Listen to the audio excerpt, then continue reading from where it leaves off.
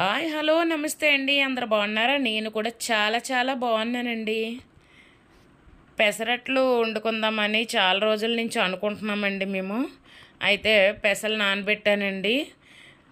ఒక కప్పు పెసలండి, అంటే ఒక కప్పు అంటే ఒక గ్లాసున్నర అన్నమాట వేసాను. ఆ గ్లాసున్నర పెసలు వేసుకున్నాను. ఓ గ్లాస్ ఏమో బియ్యం, రేషన్ బియ్యం వేసుకున్నానండి.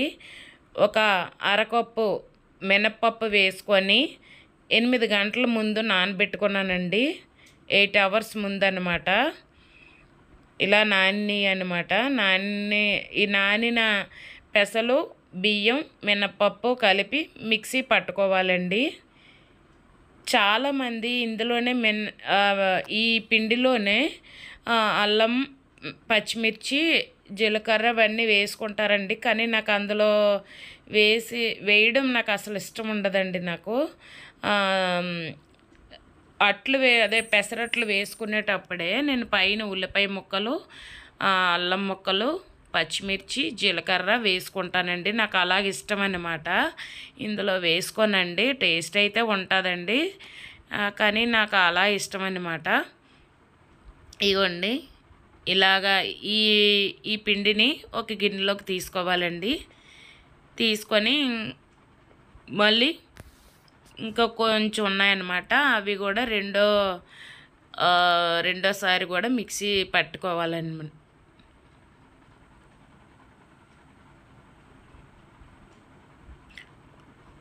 అయితే ఏమైందంటే ఇక్కడ మిక్సీలో ఎక్కువ వేయడం వల్ల మూవ్ అవ్వట్లేదండి మిక్సీ. మళ్ళీ కొంచెం తీసేస్తున్నాను అన్నమాట. మిక్సీలో కొన్ని తీసి మళ్ళీ మిక్సీ చేసుకున్నాను అన్నమాట. ఇలాగా చేసుకొని పక్కకి పెట్టుకుంటాను అనమాట.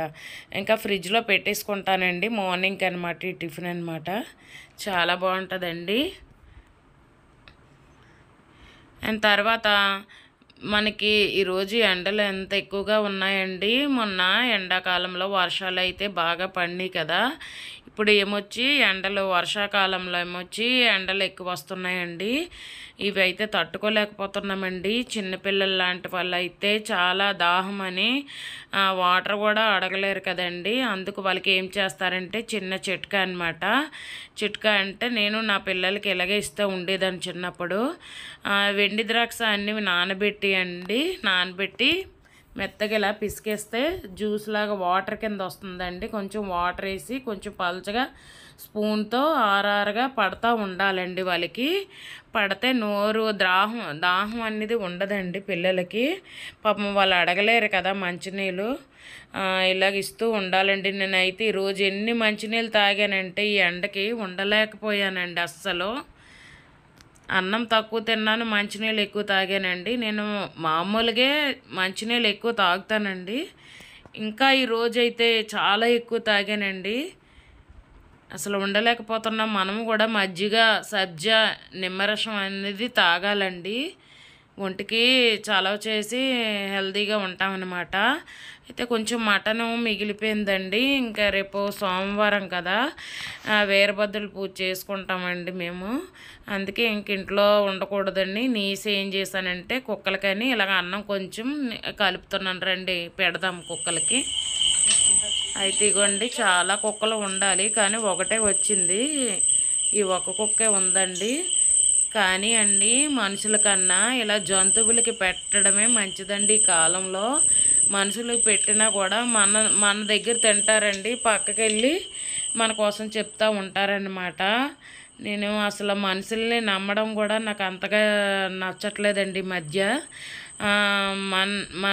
మన కోసం మన దగ్గర మంచిగా మాట్లాడతారు, పక్కకి వెళ్ళి చెడుగా మాట్లాడతారండి.